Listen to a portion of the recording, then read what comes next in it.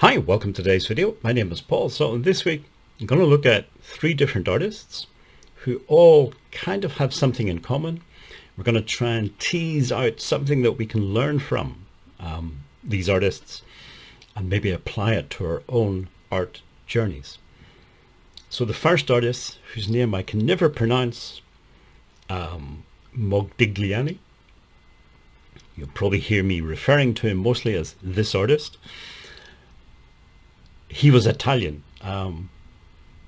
but he lived most of his adult life and most of his art career was spent in Paris, in France. We do have a few of his early paintings, but at some point he focused mostly on carving stone, sculpting.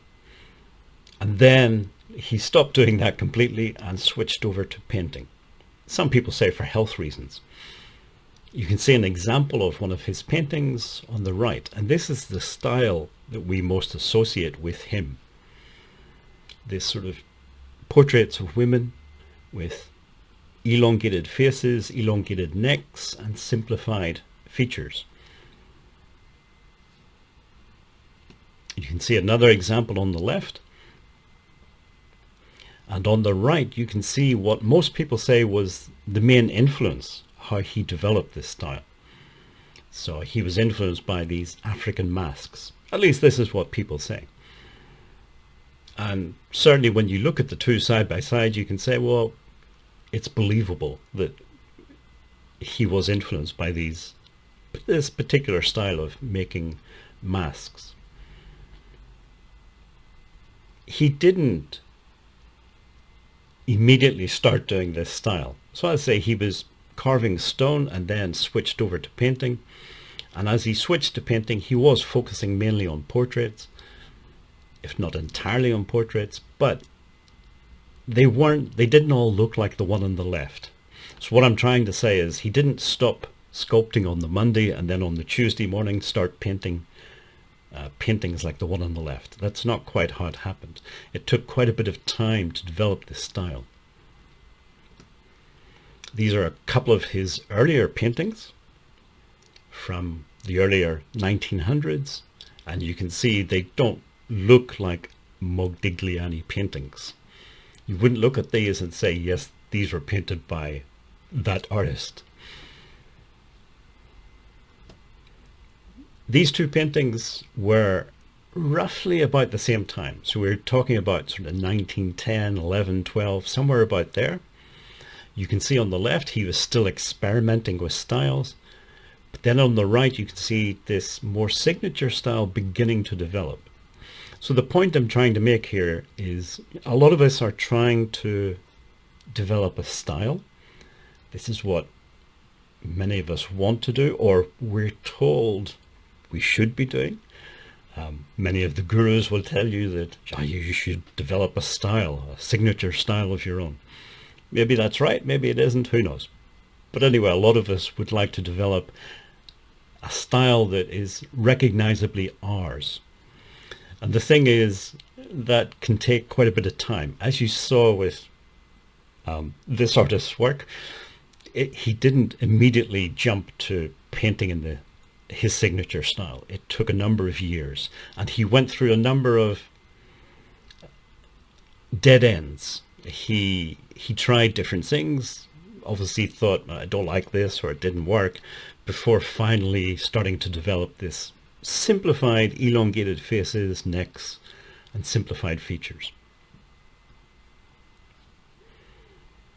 So I said that's the main thing I would take from Modigliani's paintings and his art career is, yes, you can develop a unique style and you can be influenced by other things, African art or whatever it is, but it may take a bit of time to develop that style. It's not an instantaneous thing for most of us, and you may have to go through many dead ends before eventually finding something that works for you. So I guess patience with yourself, trusting the process, and just keep going. Another artist, Mary Cassatt, an American artist, but again, she spent quite a bit of time in Paris, in France, and around about the time of the Impressionist paintings and Impressionist painters. And you can see on the right one of her paintings, and it was obviously influenced, or it looks very similar to an Impressionist style painting, that loose brushwork. She painted a lot of, again, women, mothers with young children, domestic scenes. And as I say, many of her paintings were done in this Impressionist style, but not all of them. On the left, you can see another painting by Mary, and quite different style. And this one, people say, was influenced by the Japanese ukiyo-e, the woodblock prints. And you can see an example of a woodblock print on the right. She changed from the loose brushwork and very colourful Impressionist style paintings to this more simplified in some ways, flatter areas of colour, dark outlines, tighter brushwork. It was definitely quite a big change. Now, not all of her paintings look like this, and she sort of changed between the Impressionist style and this style, but obviously at some point, and we know that at that time in Paris, the Japanese woodblock prints, the ukiyo-e, had become very popular amongst some people, amongst some artists, and especially the Impressionists. So it's possible that she was influenced by this Japanese style art.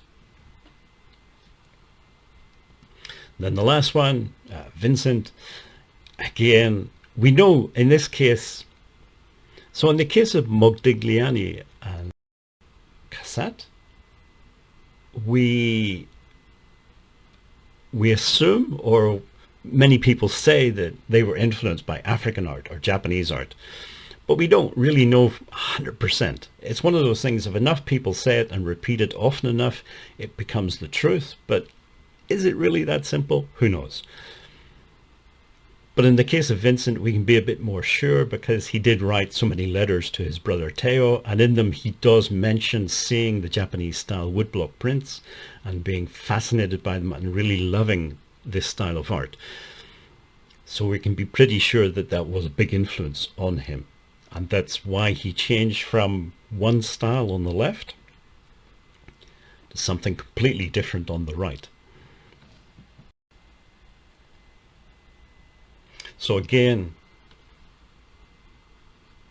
within a period of time, in the case of Vincent, a shorter period of time, the artist has developed a somewhat unique style by incorporating something from another art style, a Japanese style or an African style. And this is the other point I wanted to make. We can learn from other artists and other art styles, and you can take, if you like, the essence of that art style or artist and try to incorporate it into your own artwork, and it can be a very powerful thing. There's the Picasso quote, good artists copy, great artists steal. The different people have different ideas about that quote. The way that I interpret it is, it's good to copy, and you can learn a lot from copying, and it can be great fun to copy other people's art styles. But if you take something from their style and sort of extract it and then mix it in with your own style, it can be a more powerful thing than just simply copying, because you're making it your own, and that's when unique styles can begin to develop. In the case of Vincent, the Japanese art was he was also influenced by Impressionist art, color palettes and things. He was influenced by the Impressionists. So it doesn't have to be just one thing that you're influenced by. There could be a few different things. But I guess what I'm trying to say is, if you want to develop a unique style, it could take a while for that to happen. And also it's good to, as Picasso would put it, steal, to take ideas from other artists, other art styles, try to incorporate them into your own style rather than just simply copying. Now, there are some people that talk about things like appropriation and plagiarism and all that kind of stuff, the negative stuff. I don't really think of it in that way. I don't think of it as, Modigliani or Cassatt or Van Gogh were set out to steal someone else's ideas and just use them in some way. I think, maybe I'm just being naive, but to me, they were artists. They saw other artwork. They thought, wow, this is amazing. I would like to take some of that and incorporate it into my own art style. So I don't see it as a negative thing. I see this as a learning process. You're taking art from elsewhere and you're trying to incorporate it into your own style. I think if you were to remove that from art, then art would kind of stagnate quite quickly. It's important to me that artists learn from each other and learn from different styles and from styles from the past or contemporary styles, whatever it is. But this sort of openness and freedom to learn from other people, other cultures, to me is not a bad thing. I don't see it in a negative way. To me, it is only a good thing. But other people disagree. Anyway, if you made it this far in the video, thank you for watching and listening, and hopefully see you again in next week's video.